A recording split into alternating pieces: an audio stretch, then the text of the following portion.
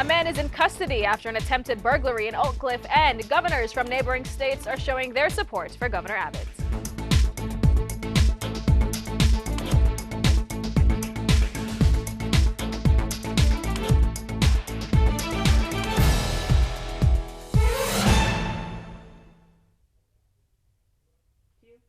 Thank you so much for joining us on the Newsfeed at 4. First this afternoon, TCC has announced they will be waiving tuition for all dual credit students, following a unanimous vote by its Board of Trustees. The waiver applies to all dual credit courses for the fall 2023 semesters. TCC Chancellor Dr. Alva LeBlanc says the vote will, quote, support the objective of more credentials for high school students, our future workforce, end quote. Tarrant County College is one of the 20th largest higher education institutions in the United States and boasts the second lowest tuition of Texas's top 10 community colleges. As a comprehensive two-year college, TCC offers a wide range of opportunities for all learners of all ages and backgrounds. 4 Republican governors from the states of Iowa, Nebraska, Oklahoma, and South Dakota joined Governor Abbott to talk about border security. Members of the National Guard were on hand to greet the governors. They got a first-hand view of the buoys Texas placed in the Rio Grande River to deter migrants from crossing into the United States from Mexico. You don't have a brain if you don't think we need to secure our border. The terror's coming through, all the things my fellow governors have said about the crime that's coming through and the cartels that are using this and exploiting people, it's got to stop. A man police believe was involved in a dramatic shootout while attempting to break into an Oak Cliff apartment has been arrested and charged. The incident happened Saturday and was captured by a doorbell camera. A man claiming to be a maintenance worker showed up outside the apartment door. Ethan Rodriguez can be heard talking to the man through his doorbell camera. Rodriguez tells him no one is home and to come back another day. A few minutes later, the man comes back with a friend, and this time they're armed. Both men take turns kicking the door and attempting to break into the apartment. Little did they know Rodriguez is home and has been talking on his phone to them through the doorbell camera. Dallas police say Rodriguez fired 13 rounds and the suspects fired back twice. Despite all the shots, no one was injured. Passengers on board an Alaska Airlines flight from Seattle to Orange County, California got the scare of a lifetime Sunday night. The plane experienced an issue with its landing gear and it caused major panic on board as sparks could be seen flying from below. Thankfully, no one was injured. Kristen Goodwillie spoke with a passenger who describes those terrifying moments. There's sparks outside. Screams as Alaska Airlines Flight 1288 experienced an issue with its landing gear as it touched down at John Wayne Airport in Orange County Sunday night. When we landed, it just felt like the left side of the plane slammed onto the runway. Beth Tilford says the plane departed from Seattle 45 minutes late and was trying to make up time as John Wayne has an 11 p.m. curfew. I was seated right next to the left side engine, and that's where it happened. So it felt like a big bang, and then I looked over and it looked like there were sparks. Alaska Airlines, in a statement, said it experienced an issue soon after landing safely and that all 106 passengers and 6 crew members were safe. Alaska and the passengers on board were very lucky that this was not worse and no fire erupted, because once you get a fire, all bets are off. Scott Hamilton says there have been similar accidents that caused a fire with passenger casualties. He says there are still many questions that the NTSB will focus on during their investigation, including the airspeed during approach. There was an increase in speed on the part of the flight kind of before the actual last descent. Another potential factor was the weather, as Tropical Storm Hilary dumped rain. There was heavy rain falling. We had that decreased visibility. Those can go hand in hand. And we did see some strong winds in the hour before and after that landing.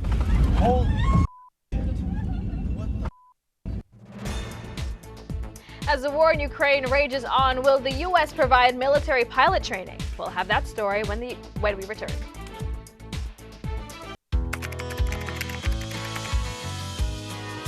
How you doing? Hey, Mason. Hey, Mason.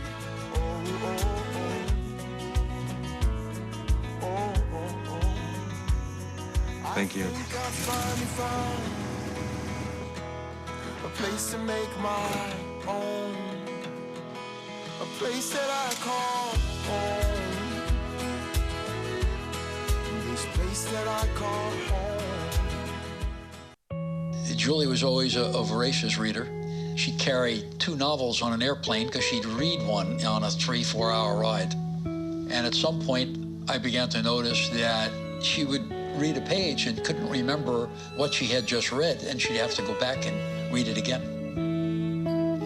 I don't remember much these days after I read, but less does for me, and I love it.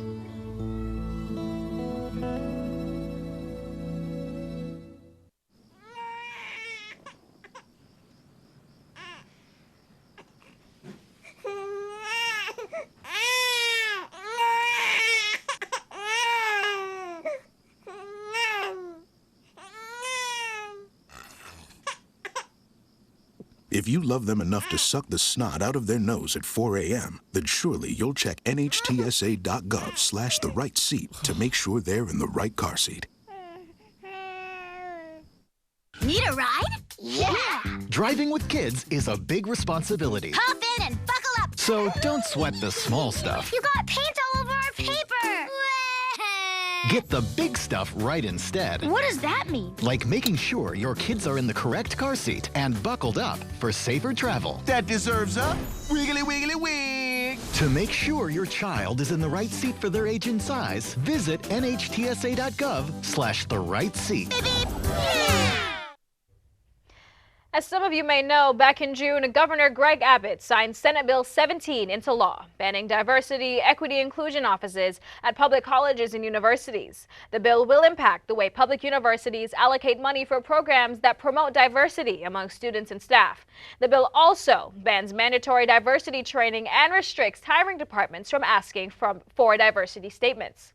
With most Texans returning to college campuses, questions are still ongoing as to how this bill will be implemented, like right here at TCC, which is the home of the Intercultural Network. As of right now, the Intercultural Network has no plans to alter their program. A Pentagon spokesman says the U.S. is prepared to provide F-16 fighter pilot training for Ukrainian pilots in the U.S. if it's needed. It brings Ukraine closer to getting a long sought-after piece of military hardware it says is essential to countering Russian air superiority. Denmark and the Netherlands have taken the lead in preparing a training program. We are prepared to support a training effort here in the continental United States if capacity is reached in Europe. I don't have any specifics to provide right now in terms of which bases that training could occur at, but certainly if the decision is made to do that and we move forward, we'll be sure to provide you with updates on that. A Superior Court judge in Fulton County, Georgia, approved a $100,000 bail agreement for Jenna Ellis Tuesday in the Georgia election subversion case. The bond contains the same conditions that have been imposed on most of the other defendants who have reached agreements with prosecutors. Ellis allegedly planned the hearings in front of Georgia lawmakers at which time Trump allies pushed fraud claims. The indictment alleges those are part of the conspiracy to change the election's outcome. Craig Robertson was accused of making threats against President Biden and other officials on social media before his death. Jenna Bree has the story. Put the gun down. Speak to me. Officers spent more than 10 minutes trying to get Craig Robertson to come outside and talk to them. You were waving a gun while cussing at them, correct? I told them to get off my property. They were not threatening your life or your... I told them to get off my property. Were they threatening your life? 2 Google Fiber workers tell police they tried knocking on Robertson's door to tell him they were going to be working on the service pole in his backyard, which city easement allows them to do. At first I heard him yelling. I'm used to that, but I turned around and he just get off my property, waving a gun. I'm like, okay. Could have just came out and asked us what we were doing. Officers explained to Robertson it's illegal to threaten someone with a gun just for being on his property. In Texas, you may be able to defend your property with a handgun. In Utah, unless it's your life that is in threat, no. I had no idea there's 2 of them to one of me. Did you see a gun? Were they in bright colored vests that said Google Fiber? What threat was that? Robertson told officers he's carried a gun for 45 years and keeps 20,000 rounds of ammunition in his basement. I answer the door with a firearm at all times. Why's that? Because I choose to. This is still America. It is America. That's right. I have the right to. But the saying goes, just because you can do something doesn't mean you should, correct? Eventually, Robertson complies with the officers and comes outside.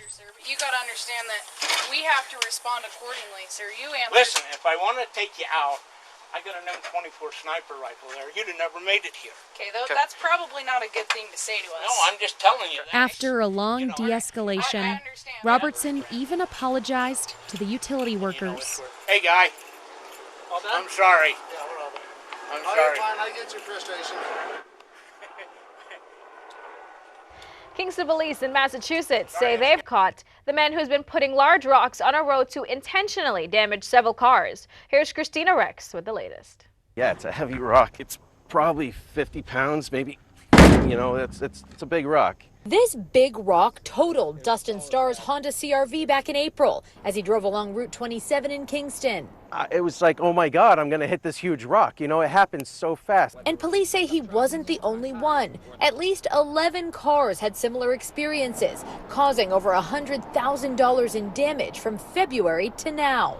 You are charged with 11 counts of malicious damage to a motor vehicle. And this is the man police say is responsible. 31-year-old Cameron Courier, who lives right behind the stretch of road where all the crashes happened. Something that I've never seen before, just the constant malicious acts over and over again. The boulders, between 15 and 50 pounds, were placed in the same area for 6 months, stumping investigators until late Monday night when a detective went undercover in the woods. Essentially in the pouring rain, standing out there like a good soldier and just watching for it to occur.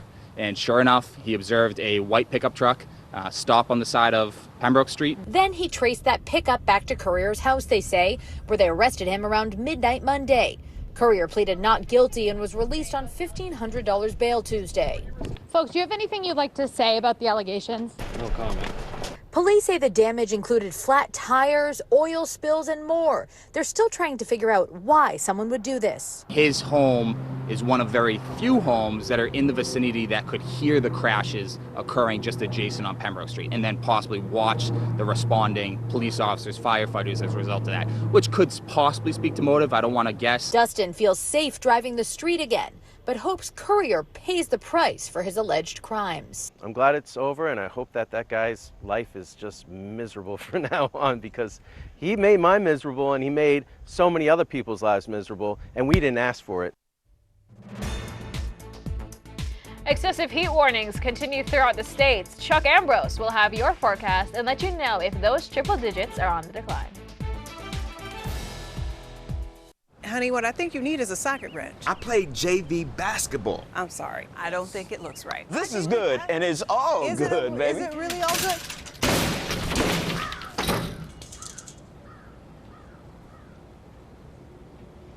If you love me enough to routinely test your handyman skills, not to mention the strength of your marriage, then of course you'll visit nhtsa.gov/therightseat to make sure I'm in the right car seat.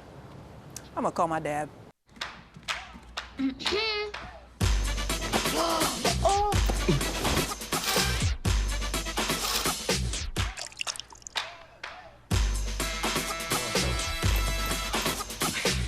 You're not gonna get it all right. Just make sure you nail the big stuff. Mama! Like making sure your kids are in the right seat for their age and size. Get it right at nhtsa.gov/therightseat.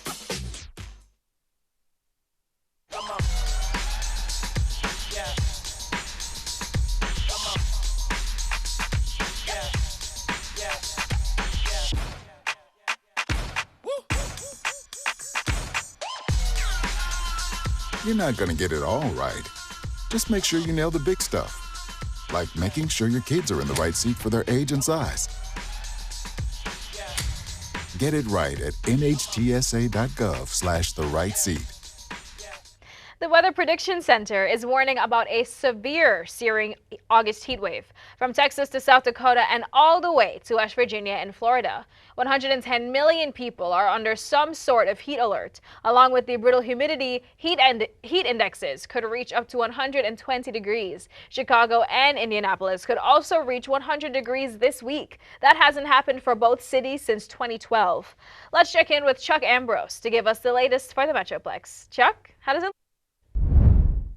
Record high temperatures are possible across the Metroplex today as dangerous heat wave continues to blanket North Texas and other parts of the southern and central U.S. National Weather Service says heat alerts have been issued from New Orleans to Minneapolis, affecting 22 states and about 130 million people. Currently, we're sitting at 103 degrees, making this our 44th day this year with triple-digit temperatures. That ties us with 1952 for 8th place on the list of the 10 longest stretches of 100-degree-plus temperature in a year in Texas. Number one on the list, 2011, where we had 71 days of triple-digit temps. An excessive heat warning remains in effect for all of North Texas and Central Texas until 9 p.m. tomorrow night. We'll see dangerously hot conditions with temperatures up to 108 and heat index values up to 112. The extreme heat and humidity will significantly increase the potential for heat-related illnesses, particularly for those working or participating in outdoor activities. Drink plenty of fluids, stay out of the sun, stay air-conditioned, and check up on neighbors and relatives. Young children and pets should never be left unattended under any circumstances in your vehicles. Looking at some other temperatures across the Metroplex at this hour, 104 in Fort Worth, 105 in Dallas. It's a little cooler in McKinney at 101 and a lot hotter in Granbury, sitting at 110. Let's get into our weekend forecast as we have the potential to break some more records this weekend. 106 tomorrow with a low starting out at 84, 107 on Saturday, and 106 on Sunday. You may want to limit your weekend plans to standing in front of the freezer section at Walmart. Monday, we start off at 74 and should hit 100 by late afternoon. Then we do see a little relief in our 5-day forecast with highs in the upper 90s on Tuesday and Wednesday. And you know you live in Texas when heat relief means temperatures in the upper 90s. Our mornings start off nice with temperatures in the lower 70s all week long. 98 for a high on Tuesday, 97 Wednesday, 101 and 102 Thursday and Friday. In California, less than 2 weeks after state regulators voted to allow driverless taxis, incidents involving autonomous or self-driving vehicles have already spiked, and some officials think more testing and regulation is needed. Veronica Miracle reports. There's like 10 of them. Traffic chaos on the streets of San Francisco, caused by cars with no one in the driver's seat. There's like 1, 2, 3, 4 cruise cars blocking. No one can get through. These driverless cabs stalled for half an hour outside of the Outside Lands Music Festival. In the last 2 weeks, incidents involving autonomous vehicles have spiked after a regulatory agency approved GM's Cruise and Google's Waymo to expand their driverless car services in San Francisco. Hello? I can't hear you. Can you turn up the volume? I mean, I couldn't have predicted it any better. I don't think any of us could. San Francisco city leaders, including Fire Chief Janine Nicholson, were outspoken about safety concerns, requesting more testing and regulations for the innovative but potentially dangerous technology. Just days after California's Public Utility Commission voted to allow Cruise and Waymo to roll out more cars in the city at expanded times, a cruise car and a fire truck collided. Now the state's DMV is investigating, and Cruise has been ordered to reduce its fleet by half until further notice. It could cost someone their life. When an autonomous vehicle impacts one of our company's ability to respond to an emergency incident, it can impact someone's survivability. Data from the National Highway Transportation Safety Administration shows driverless cars have only resulted in minor injuries. But city officials say that paints an incomplete picture because that data only shows crashes, not delays or chaos caused by stalled cars. Doesn't know what to do. He's about to go drive into this trench right here. This cruise car drove into downed power lines. The data that we're getting is from 911 calls, which have tripled as a result of autonomous vehicles doing crazy things. Students from a scandal-plagued school in Louisiana have to redo years of education. An administrator of Second Chance Academy in Baton Rouge is charged with having inappropriate relations with minors. As Mia Monet reports, Second Chance Academy hasn't been accredited in decades. This August, Second Chance Academy is not open for enrollment. The school is shut down. I feel like I was scammed. This parent asked to remain anonymous. It's not right.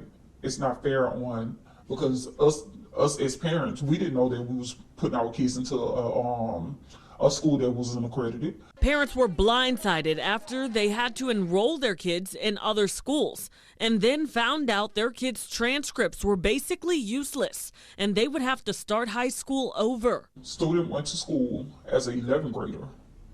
In the middle of the day, the school went in, pulled him out of class, and took him to the 9th grade. The school has not held accreditation since 2000. This is something that the Department of Education should have caught. But according to the Board of Elementary and Secondary Education member Preston Castile, the state did know that this school was still open and operating. But the law allows that even without Bessie's approval, without the Department of Education's oversight, some small schools, and there are lots of them, frankly, all over the state of Louisiana that can operate in a small fashion. That law aims to allow things like homeschooling and small charters. Now, some ex-Second Chance students aren't getting the second chance that they were promised. The school did not teach these kids, so when they go back into the public school system, they're not going to be as fluent with the information as the other students. My kids don't know timetables. My kids don't know the multiplication, some of English. None of that was never taught at Second Chance. Keep it here. Jason has your Timeline Sports next. How do you know when you've made the right decision? It's the feeling you get in your gut. The one that tells you what's right or wrong. It's the one that says, sure, I can have a drink. Or the feeling that says, okay, I've been drinking. Now what? It's the voice inside you that says, I'm buzzed. Better leave the car when it's time to go. Plan ahead. Catch a sober ride. Buzz driving is drunk driving.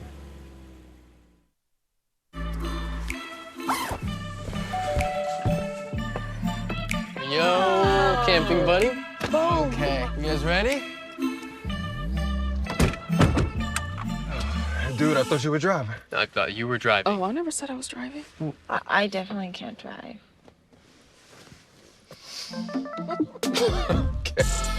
If you're high, just don't drive. It's illegal everywhere. If you feel different, you drive different.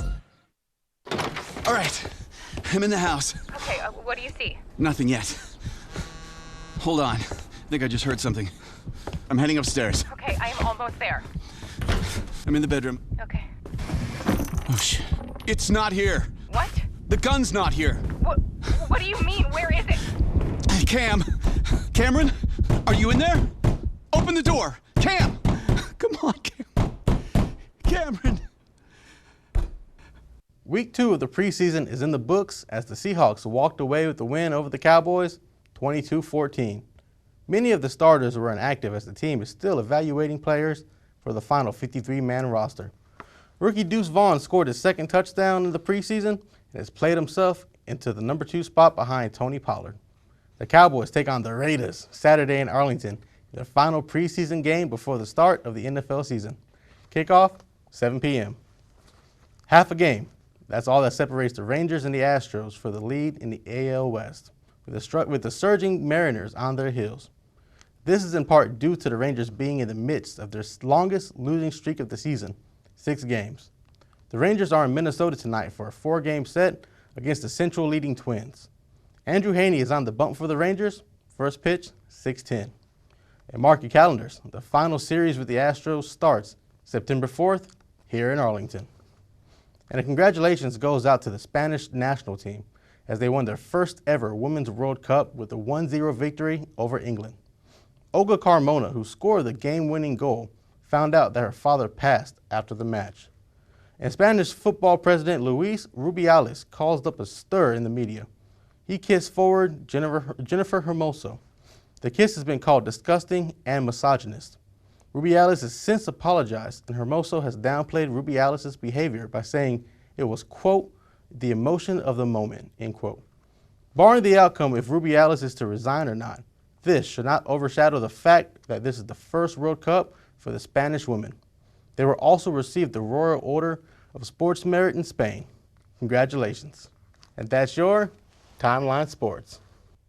Thank you, Jason. The Dallas Cowboys are looking to make changes to AT&T Stadium's premium clubs and suites. The team is planning to make $180 million in renovations that include an interior refresh of premium clubs and suites with new millwork and finishes. Renovations are to begin January 2nd and to go through July 2025. Dallas-based HKS Incorporated, which designed the stadium, is listed as the architect for the updates. Former NFL player Michael Oher has made his first public appearance since accusing the family that raised him of profiting off of his name. The former Baltimore Raven authored a new book called When Your Back's Against the Wall: Fame, Footballs, and Lessons Learned Through a Lifetime of Adversity. His life was made famous during the 2009 movie The Blind Side, but last week he made some startling accusations. He filed court documents accusing Sean and Leanne Tui of tricking him into signing papers that made the couple his conservators instead of adopting him as their child. The petition also claimed the Tuis took all the profits from the film. The couple has denied any wrongdoing. You're watching the Newsfeed at 4. We'll be right back. My name is Teresa Barber. I was in the United States Navy and I served overseas in the Middle East and Africa. Early on in my career, I had a commander that taught our suicide prevention training on a Friday afternoon, and the very next day he took his own life. 90% of suicide attempts involving a gun are fatal. You don't know how much somebody can hide what's going on inside their head. Store your guns securely. Help stop suicide. I want to eat apples and bananas. I need to eat apples and bananas. Why can't I eat apples and bananas? Support the Feeding America nationwide network of food banks to help provide meals to those in need. Join us at feedingamerica.org. If I could be you, and you could be me for just 1 hour. If we could find a way to get inside each other's minds. Walk a mile in my shoes. Walk a mile in my shoes. Well, before you abuse, criticize, and accuse. Walk a mile in my shoes. Moms are the ultimate motivators and supporters of the kids. Rice Lake football coaches gave moms the chance to be on the field to give them a different perspective.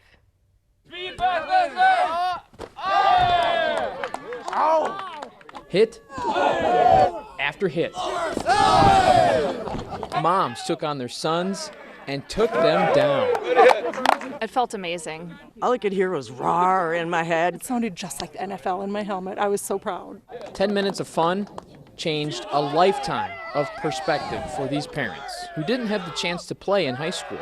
I like being on the field and seeing it at, that level. We learned a lot about the complexity and the beauty of football. It's just been so cool. It's almost like you're seeing it through different lens after today. It undercuts all that negative stuff, and they see, well, there's a lot more to it than that. Dan Hill hosted a mom's practice for the first time last year and received positive feedback.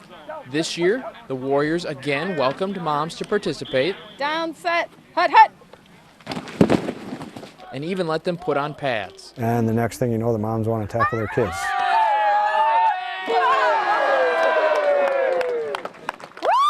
Definitely pretty scary. I could definitely tell she was waiting to tackle me. At the last minute, I did almost veer off and give him a hug because he's really cute, but it was oddly satisfying to hit him too. They sign us up and do all this for us, and it's really cool having them come and see what they're doing all this work for and seeing what really goes on here.